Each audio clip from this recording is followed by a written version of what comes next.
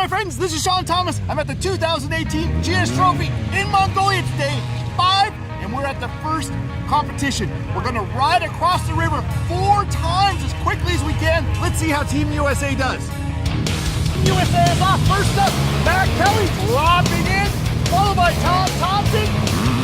And David Vaughn going around the corner, making, we have a small tip over through the first gate. But he's up and running again.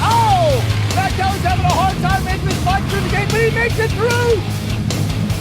Next up, David Vaughn making his way around the turn, nice and tight, followed by Tom Thompson going through the water. The third time, Matt Kelly is almost through.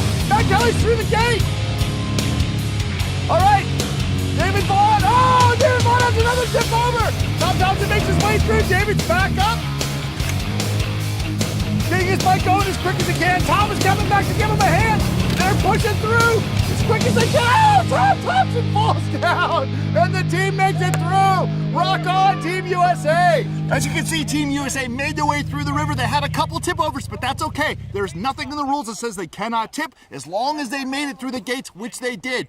Rock on, Team USA. Let's go to the next challenge.